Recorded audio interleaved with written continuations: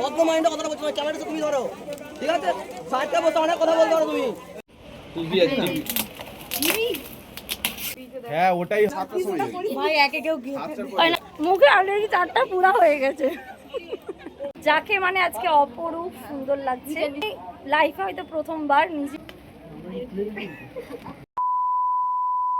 প্রথম বান্ধবীর বিয়ে শেষ না হতে হতেই তার 2 দিন পরে ছিল আবার একটা বান্ধবীর বিয়ে। তার জন্য আমরা সবাই সন্ধ্যে সন্ধ্যে রেডি হয়ে গেছিলাম। তো হাই এভরিওয়ান, কেমন আছো তোমরা সবাই? আশা করি তোমরা সবাই খুব ভালো আছো, আমিও ভীষণ ভালো আছি। তো চলে এসেছি তোমাদের সাথে আবার একটা ব্লগ নিয়ে। এই বান্ধবীর বাড়ি যেহেতু আমাদের বাড়ি থেকে খুব একটা বেশি দূরে নয়, তার জন্য আমরা সবাই হেঁটে হেঁটেই চলে এসেছি। এই দিনটা আমার খুব মুড অফ ছিল, তার জন্য আমি একদম ক্যামেরার সামনে সাজতে ইচ্ছে করছিল না, তার জন্য কোনো গেট রেডি করা হয়ে ওঠে। বিয়ে বাড়িতে আসা মাত্র আমি চলে গেছিলাম বান্ধবীর কাছে, কারণ ও একদম সেজে রেডি হয়ে গেছে। ওকে এখন গিফট গুলো দেবো আমরা সবাই। স্কুল লাইফে যখন আমি 11-এ পড়তাম সামথিং ওরকম একটা সময় হবে, ও আমাকে বলেছিল যে আমার জন্মদিনে তুই আমাকে টেডি বিয়ার গিফট করবি। ও বলেছিল আমার সাইজে তুই একটা আমাকে টেডি দিবি। কোনোবারেই ওর জন্মদিনে আমি যেতে পারিনি, কোনো না কোনো একটা কাজ পড়েই গেছে, তার জন্য হয়তো যাওয়া হয়ে ওঠে। রিসেন্টলি ওর বিয়ের আগে আমি ওকে জিজ্ঞেস করেছিলাম যে তুই বল কোনটা নিবি বা তোর কোনটা পছন্দ সেটা বল, তোকে আমি সেটাই দেবো যেটা আমার সামর্থ্যের মধ্যে পড়ে। ও বলেছিল তোর যেটা পছন্দ আমাকে সেটাই দিবি। তো ওকে বললাম তুই যেহেতু আমাকে জন্মদিনে একটা টেডি চেয়েছিলিস, তাহলে তুই কি আমার থেকে টেডি নিবি? বললো ঠিক আছে ওটাই দিয়ে দিবি। আমার পছন্দের রঙের মধ্যে সব থেকে প্রিয় রং হচ্ছে রেড কালার। ও যেহেতু লাল কালারের শাড়ি পরেছিল, দেখো ওর সাথে একদম টেডি বিয়ারটা ম্যাচ করে গেছে। দেন তারপরে একজন একজন করে দিতে শুরু করলো গিফট।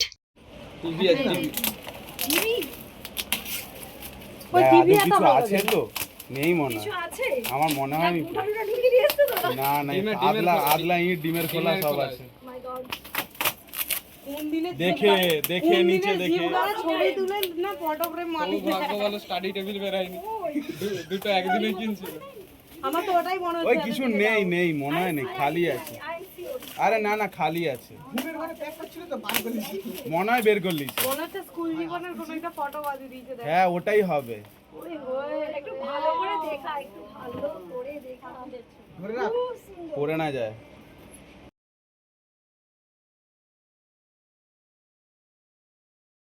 ফাইনালি আমাদের ছোট্ট একটা কিছু বল, কিছু একটা দে, বাল্য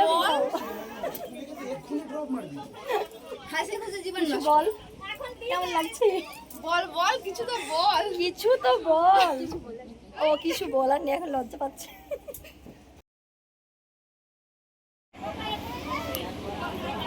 সো ফাইনালি আমরা চলে এসেছি আমার বান্ধবীর বিয়েতে।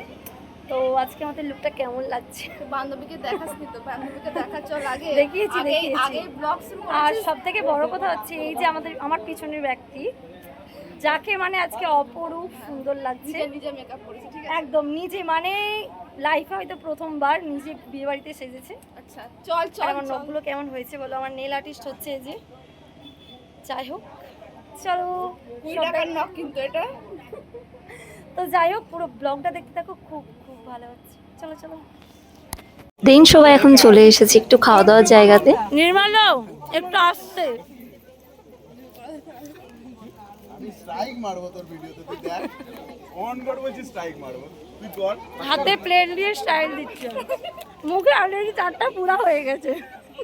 স্টার্টারে যেহেতু ভীষণই ভিড় ছিল, বোনকে বললাম যে 1 প্লেট চিকেন পকোড়া নিয়ে। সব ফ্রেন্ড যখন এক জায়গায় হয় যা হয় অবস্থা, মানে কথা বলতে বলতে কখন যে সময়টা পেরিয়ে গেছে বুঝতেই পারছিলাম না। বান্ধবীর বাড়িটা একই গ্রামে থাকা সত্ত্বেও আমরা অনেকটা লেট করে এসেছিলাম, প্রায় সবাই খাওয়া হয়ে গেছিল। বর তো প্রায় অনেক আগে চলে এসেছে। অনেকদিন পরে যেহেতু দেখা হয়েছে, বলতে গেলে একদম স্কুল লাইফ শেষ যবে হয়েছে তারপর থেকে আর দেখা হয়নি। গত 2 বছর আগে আমি আমার বিয়েতে ওদেরকে ইনভাইট করেছিলাম, কিন্তু ওরা যেহেতু কাজের সবাই ব্যস্ত ছিল তার জন্য আসতে পারেনি। আমরা প্রায় 11টার সময় এসেছিলাম এখানে স্টার্টারে খেতে, তার জন্য আমি অর্ধেক পেটটা চিকেন পকোড়া খেয়ে ভরিয়ে দিয়েছি, তারপরে কয়েকটা ফুচকা খেয়েছিলাম। এই যে সব ফ্রেন্ড এক জায়গায় এখন জড়ো হয়েছি, দেখতে পাচ্ছ সবাই ভীষণই সুন্দর সুন্দর সেজেছে। দেন অল্প করে সবাই একটু পেট পুজো করে চলে গেছিলাম একটু বরকে দেখতে। আসা থেকে তো একবারের জন্য বরকে দেখতে যাওয়া হয়নি, তো বললাম চল একবার সবাই মিলে একটা ফটো অন্তত তুলো। আসার পরে বর সাথে একটু গল্প করতে শুরু করে দিয়েছিলাম, তারপরে বললাম চলো আমাদের সাথে কয়েকটা ফটো তুলো।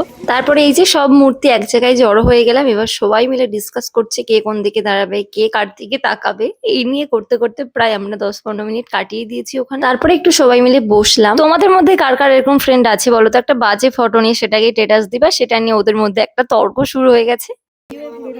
ওই ফাইনালি হচ্ছে বিয়ে হবে, ওখানে ওয়েট করছি, একটু বেশি নার্ভাস হয়ে গেছে। আমি বলছি তোর এতগুলো বন্ধু বাবু থাকতে বাবু করছো কেন? রেকর্ডিং অন হয়, তুই জানো ব্লগ আপনি না, সেটাই তো বলছি এতগুলো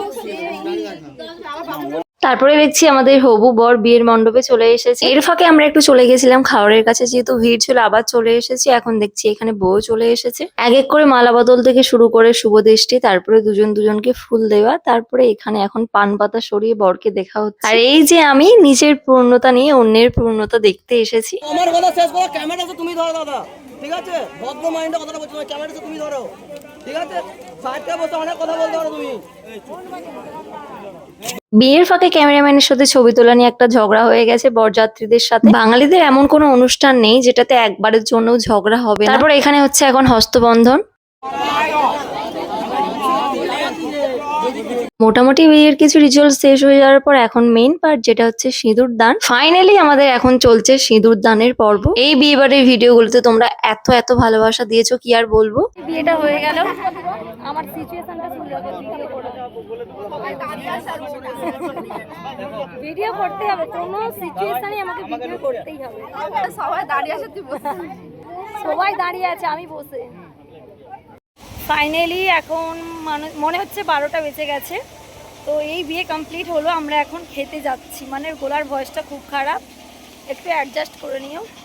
তো চলো, প্রচুর প্রচুর খিদে পেয়ে গেছে। বরযাত্রী যেহেতু খুব তাড়াতাড়ি চলে এসেছে, তার জন্য এখানে প্রায় 11টা সাড়ে 11টার দিকে সবাই খাওয়া শেষ হয়ে গেছে। আমরা যখন যাই একদম ফাঁকা, কেউ ছিল না, যারা দিচ্ছিল তারাই শুধু ছিল। এমনিতেই আমাদেরকে ভীষণ খিদে পেয়ে গেছিল, তো আমরা বললাম যে আমাদেরকে খাবার দিয়ে দাও। বললো যে বর বউ আসুক, একবারে তোমাদের সাথে দেবো। আর এখানে তো অর্ধেক খাবার শেষ হয়ে গেছিল। আমি এখানে জিজ্ঞেস করছিলাম, কয়েকটা খাবার আছে, যেগুলো আছে সেগুলোই আমাদেরকে দেবে। খিদে পাচ্ছে গাইস। আমরা দাঁড়িয়েছি। গাইস একটু খেতে দিয়ে যান। অনেক কষ্টের পরে, অনেক বলার পর আমাদেরকে এখানে খাবারটা দিয়ে চলে গেছে। শুধু সাদা ভাত নিয়েছিলাম আর একটুখানি রাইস, তার সাথে নিয়েছিলাম রাতের খাবারে যেহেতু এরকম সাদা ভাত, তার সাথে একটু যদি মাংস হয়, আর অন্য কিছু লাগবে না। শেষে আইসক্রিম নিয়ে বাড়ি চললাম। তো আজকের মতন ভিডিওটা এখানেই শেষ করছি। ভালো লাগলে অবশ্যই একটা লাইক করে যেও। টাটা।